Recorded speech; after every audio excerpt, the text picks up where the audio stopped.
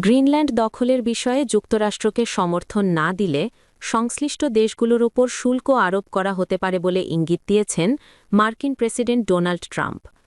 ডেনমার্কের রাজধানী কোপেনহেগেনে যুক্তরাষ্ট্রের দ্বিদলীয় কংগ্রেস প্রতিনিধি দল যখন উত্তেজনা প্রশমনের চেষ্টা করছে, ঠিক তখনই এই মন্তব্য করেন তিনি।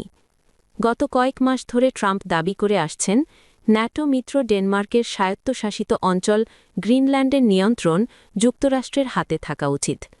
চলতি সপ্তাহের শুরুতেও তিনি বলেন, আর্কটিক অঞ্চলের এই দ্বীপটি যুক্তরাষ্ট্রের হাতে না এলে তা অগ্রহণযোগ্য হবে।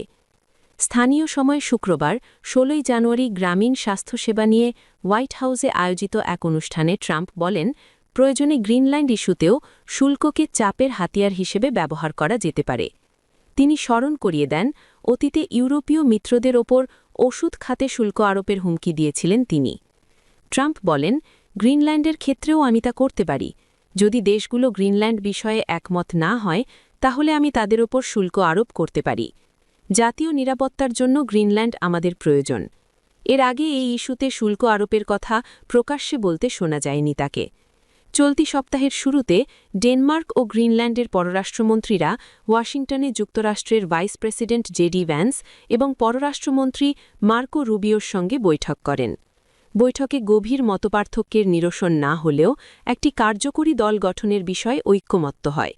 তবে ওই দলের উদ্দেশ্য নিয়ে ডেনমার্ক ও হোয়াইট হাউস পরবর্তীতে ভিন্ন ভিন্ন ব্যাখ্যা দেয়। ইউরোপীয় নেতারা স্পষ্ট করে বলেছেন, গ্রিনল্যান্ড নিয়ে সিদ্ধান্ত নেওয়ার অধিকার কেবল ডেনমার্ক ও গ্রিনল্যান্ডের। এ সপ্তাহেই ডেনমার্ক জানায়, মিত্রদের সঙ্গে সমন্বয় করে তারা গ্রিনল্যান্ডে সামরিক উপস্থিতি বাড়াচ্ছে। এদিকে শুক্রবার কোপেনহেগেনে যুক্তরাষ্ট্রের সেনেটর ও প্রতিনিধি পরিষদের সদস্যদের একটি দল ডেনমার্ক ও গ্রিনল্যান্ডের আইন প্রণেতা এবং দেশটির প্রধানমন্ত্রী মেট্টে ফ্রেডরিকসেন সহ শীর্ষ নেতাদের সঙ্গে বৈঠক করে। প্রতিনিধি দলের নেতা ডেলাওয়্যারের ডেমোক্র্যাট সেনেটর ক্রিস কুন্স বলেন, ২২৫ বছর ধরে ভালো ও বিশ্বস্ত মিত্র থাকার জন্য ধন্যবাদ। ভবিষ্যতে এই সম্পর্ক কিভাবে এগিয়ে নেওয়া যায় তা নিয়ে ফলপ্রসূ আলোচনা হয়েছে। আলাস্কার রিপাবলিকান সেনেটর লিসা মার্কাউস্কি বলেন, এই সফর বহু দশকের দৃঢ় সম্পর্কের প্রতিফলন। তিনি জানাবাদীদের জানান, গ্রিনল্যান্ডকে কোনো সম্পদ হিসেবে নয়, একটি মিত্র হিসেবে দেখা দরকার। তবে এই অবস্থান হোয়াইট হাউসের বক্তব্যের সঙ্গে সাংঘর্ষিক বলে মনে করছেন পর্যবেক্ষকরা। গ্রিনল্যান্ড দখলের আহ্বানকে ন্যায্যতা দিতে ট্রাম্প বারবার দাবি করে আসছেন, দুর্লভ খনিজে সমৃদ্ধ এই ভূখণ্ড নিয়ে চীন ও রাশিয়ার নিজস্ব পরিকল্পনা রয়েছে। হোয়াইট হাউস গ্রিনল্যান্ড বল প্রয়োগে দখলের সম্ভাবনাও পুরোপুরি নাকচ করেনি। শুক্রবারের বৈঠকে অংশ নেওয়া গ্রিনল্যান্ডের রাজনীতিবিদ ও ডেনিশ পার্লামেন্ট সদস্য ওয়া খিমনিটস বলেন, গ্রিনল্যান্ডকে ঘিরে যে হুমকির কথা বলা হচ্ছে তার বড় অংশই যুক্তরাষ্ট্রের দিক থেকে আসছে। তিনি বলেন, আমরা অনেক মিথ্যা ও অতিরঞ্জন শুনেছি। মার্কাউস্কি জানান, জনমত এই পরিকল্পনার বিপক্ষে।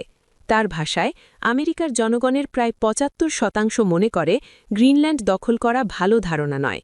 এই প্রেক্ষাপটে তিনি নিউ হ্যাম্পশায়ারের ডেমোক্র্যাট সেনেটর জিন শাহিনের সঙ্গে একটি দ্বিদলীয় বিল উত্থাপন করেছেন, যাতে ন্যাটো সদস্য রাষ্ট্রের সম্মতি বা নর্থ আটলান্টিক কাউন্সিলের অনুমোদন ছাড়া গ্রিনল্যান্ড বা কোনো সার্বভৌম ন্যাটো ভূখণ্ড দখলে প্রতিরক্ষা বা পররাষ্ট্র দপ্তরের তহবিল ব্যবহার নিষিদ্ধ করার প্রস্তাব রয়েছে। চলমান উত্তেজনার প্রভাব পড়ছে গ্রিনল্যান্ডবাসীর জীবনেও।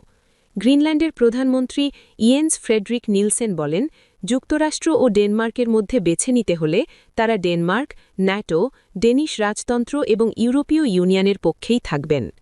নুক-ভিত্তিক ইনুইট সার্কামপোলার কাউন্সিলের চেয়ারম্যান সারা ওলসউইগ বলেন, গ্রিনল্যান্ড দখল নিয়ে হোয়াইট হাউসের ধারাবাহিক বক্তব্য আদিবাসী ও অল্পসংখ্যক জনগোষ্ঠীর প্রতি মার্কিন প্রশাসনের দৃষ্টিভঙ্গির একটি উদ্বেগজনক চিত্র তুলে ধরে। তিনি বলেন, গ্রিনল্যান্ডের আদিবাসী ইনুইটরা আবারও ঔপনিবেশিক শাসন চান না।